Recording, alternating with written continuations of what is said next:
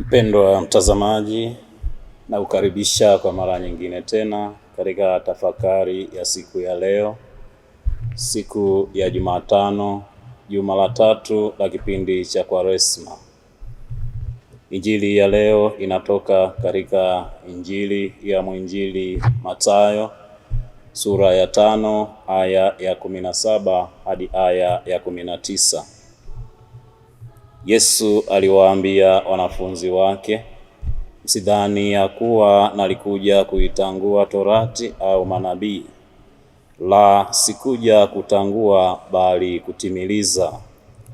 Kwa maana amini nawaambia, mpaka mbingu na nchi zitakapoondoka, yodi moja wala nukta moja ya Torati haitaondoka hata yote yatimie.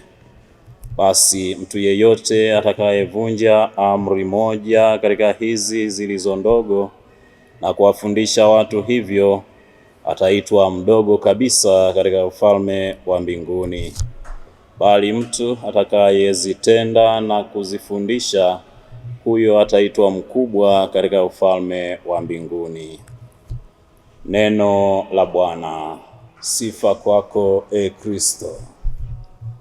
Mpendwa mtazamaji, wazo kuu tunalolipata katika injili hii iliyosomwa hivi punde ni uaminifu katika utii wa sheria, kanuni na taratibu zinazotuongoza katika maisha yetu ya kila siku.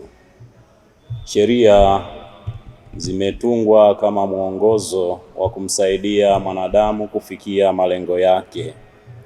Kila sheria iliyo njema huendana na mapenzi ya Mungu. Sheria nzuri ni zile zisizopingana na amri za Mungu. Zipo sheria za aina mbili. Kuna sheria za kiulimwengu. Hizi humsaidia mwanadamu katika malengo ya kimwili na hivi hutumika kama mwongozo wa kumfikisha katika malengo tarajiwa, ikiwa ni pamoja na kuishi kwa furaha, kwa amani na kutimiza shughuli zake pasi kuvunja sheria. Lakini zipo sheria za kidini. Hizi zimewekwa ili kumwongoza mwanadamu katika mahusiano mazuri na Mola wake, ili mwisho wa siku aweze kufikia lengo kuu, nalo ni utakatifu. Tunamsikia Bwana wetu Yesu Kristo kama mwalimu na kiongozi wetu. Yeye katika jamii yake aliyoishi, jamii ya Kiyahudi, alikuwa mfano mzuri wa kushika na kutii sheria, kanuni na taratibu za maisha ya kijamii.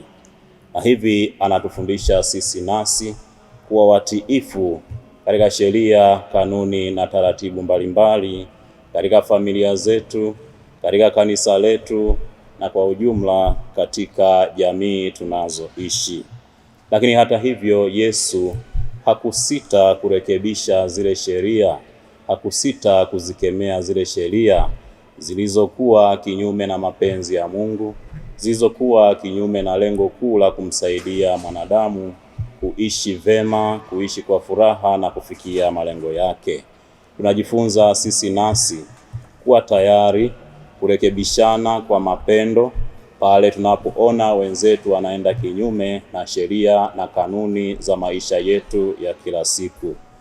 Ni jukumu letu kama Wakristo kufanya hivyo, kwa kuwa Yesu mwenyewe anatufundisha na kutukumbusha kwa maneno haya: mtu yeyote atakayevunja amri mojawapo katika hizo zilizo ndogo, atakuwa mdogo kabisa katika ufalme wa mbinguni. Lakini pia mtu yeyote atakayezishika sheria hizo zilizo ndogo na kuwafundisha wengine kufanya hivyo, ataitwa mkubwa katika ufalme wa mbinguni.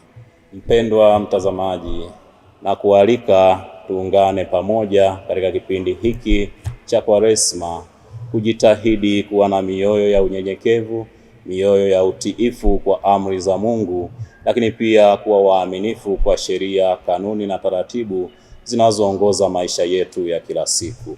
Akubariki na kukulinda Mungu Mwenyezi, Baba na Mwana na Roho Mtakatifu. Amina.